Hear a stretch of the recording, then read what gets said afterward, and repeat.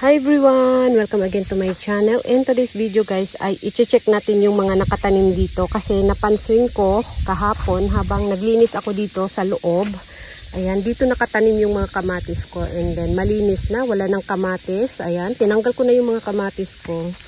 And doon sa pinakadulo, ayan, nagpunla ako kanina lang.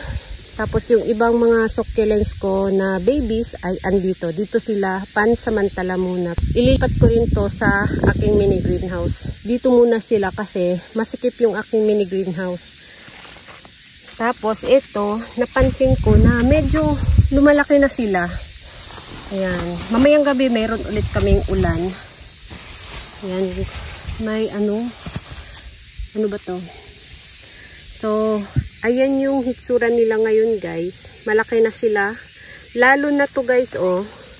Ito. Si Maroon Hill. Malaki na siya guys. Pati yung mga kasama niya malaki na rin. Ayan. Mula nung bumili ako nito, first time ko pang nakitang ganito kalaki. Lagi lang siyang maliit. So, first time ko to. Ayan, after 1.5 years, ayan, first time ko nagkaroon ng ganito kalaking baby. Ayan, malaki na siya. Tapos tingnan niyo itong ating orchid dito. Malaki na rin siya. Yung kasabayan niya nagkaroon ng stem rot and then yung isa, meron pang natira na isa or dalawa yata, medyo maliit. Ito malaki. Siguro dahil nakatanim sila direct sa ground. So, yung pinakailalim ng lupa is merong moist. So, kahit papano nakakainom sila ng tubig. So, sa ibabaw is, ayan, dry na dry. Kung nakita ninyo, yung ibabaw is dry na dry. Pero doon sa pinakailalim, meron talagang moist. So, doon sila kumukuha ng tubig. Kahit hindi mo sila diligan ay matigas pa rin yung kanilang dahon. Ayan. Ay, natanggal na oh. Ayan. Dahil sa crunchy ng kanilang dahon. Mabilis matanggal. Ayan. Dalawa yung natanggal. Ayan. Tapos, etong madiba, ayan. Yung kasabayan rin niya is medyo maliit pa. So, ito siya ang mas malaki. Ayan. Diba? Malaki na ang ating madiba dito. Tapos, etong si Elaine, malaki na rin siya, diba? Marumi nga lang ang kanyang dahon, pero ayan, malaki na siya guys, maganda. Meron din siyang konting kulay.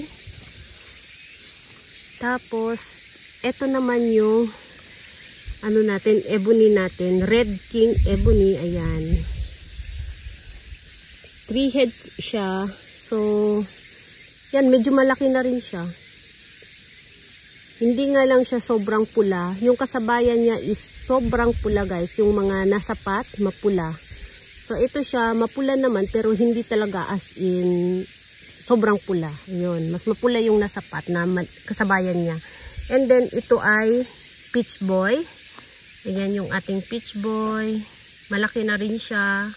So kung nakita ninyo, yung bago silang tanim dito ay medyo maliit pa. So ngayon kitang-kita na oh. Pati yung butas ay unti-unti nang nasakop ng kanilang dahon. Ayan. Yung bago silang tanim dito, talagang halata yung butas. Malaki na sila ngayon. Ito si Fire Pillar. Maganda rin yung dahon niya guys oh. Pumupula rin siya kahit summer no. Ayun yung dahon niya, maganda. Ayan. And si Zaragoza. Tingnan ninyo ang ating Zaragoza. Malaki na rin siya. Matigas rin yung dahon. Ayan yung ating Zaragoza. And then, ito oh. Ito yung ebony natin. Ang taba ng dahon guys. Ayan. Yung dahon niya marumi kasi yung talsik-talsik ng ano, ayan o sa gilid. Talsik-talsik ng lupa. Ayan, kaya marumi yung dahon niya. Pero, ayan o, lumalapad na yung dahon niya guys. Ayan, matigas din yung dahon. Ang ating ebony dito. Ayan, maganda. Ang ganda ng dahon niya sa dulo. And si Silhouette, ayan, si Silhouette, malaki na rin siya guys. Bilog na bilog yung dahon niya. Expected ko talaga yung mga dahon nila ay humaba. Kasi nga, yung lupa dito ay mayroong fertilizer.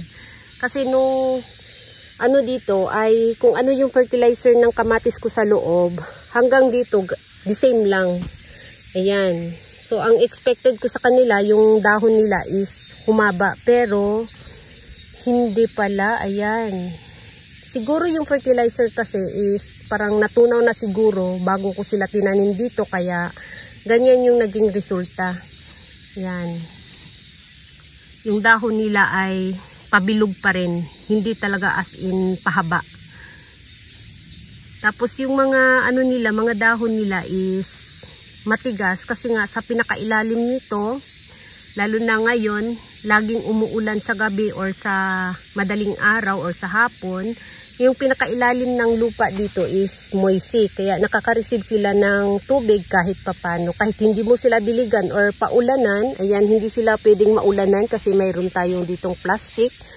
Pero sa pinakailalim is moist, ayan. Kaya matigas pa rin yung dahon. Tapos, eto nga pala si Tipi. Kung nakita ninyo, yung dahon niya, mayroong mga parang wrinkles sa dahon. Ayan ay sign na sobrang init. Yan, nagkaka-wrinkles siya. Pero mamayang hapon, bumabalik din yan sa dati. Kapag medyo mag-cool down na yung init, ayan, bumabalik din siya sa dati. Sa ngayon, ayan oh. So, 2:00 ng hapon ngayon. Yan, mayroon siya mga wrinkles sa sobrang init. Pero matigas pa rin naman yung dahon niya. Pati yung baby, oh, malaki na, oh. Diba? So, ayan, malaki na sila, guys. Ibang-iba talaga yung bagong tanim sila dito. Tapos yung Santa Luis ko, tingnan ninyo, malaki na rin. Ayan. Ito, oh, malaki na siya. Ito yung pinakamalaki. Meron akong tinanim sa pot, pero hindi ganito kalaki. Yan. Mayroon siyang baby sa likod. Ayan yung baby. May baby siya sa likod, guys. Si Santa Luis.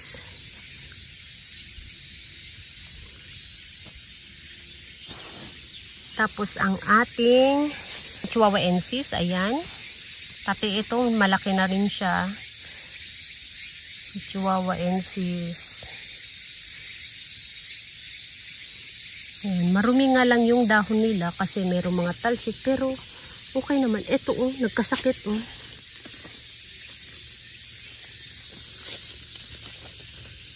Kasakit siya. Bakit kaya? Pero okay naman yung stem oh. Hindi naman maitim. Yung dahon lang. Yan, hayaan na lang natin. Yan, tanggalin na lang natin yung mga nabulok na dahon. Pero yung stem, okay pa naman. So, hayaan lang natin kasi yung pinakagitna ay buhay pa naman. So, hayaan lang natin siya. Baka makasurvive yan. Parang nabasa siya, oh. Kasi basa dito banda. Moist. So, yun ang nila, guys. Yan, malaki na sila. O, kitang-kita na talaga, guys, oh. Yan, kitang-kita na sila sa camera. Hindi katulad nung bagong tanim sila dito. Ang liit pa nila. Yan. So, ito yung pinaka-latest update nila ngayong summertime. By next month, ayan, na rin to sila. Mag-start na rin silang maging active kasi papasok na rin kami ng autumn. So, ayun. Mag-start na silang maging active and growing season. So, baka biglang maglakihan na naman to sila. So, i-update ko ulit kayo kapag makita ko na naman kung ano yung mga nila, kaganapan. Ayan. So, talagang malaki na sila ngayon. Mula nung tinanim natin, ganito na yung hitsura nila ngayon. Yan, malaki na. Ito oh, si Orpit. Talagang gustong-gusto ko yung dahon niya, guys. Si Orpit. So, yun lang guys ang ating latest dito. And thank you so much for watching, and please don't forget to subscribe and like to my channel. Sa hindi pa nakapag-subscribe, please subscribe my channel at i-click nyo na rin ang bell button para ma-update kayo pag nag-upload ako ng bagong video. Thank you so much for watching and see you on my next video. Bye bye!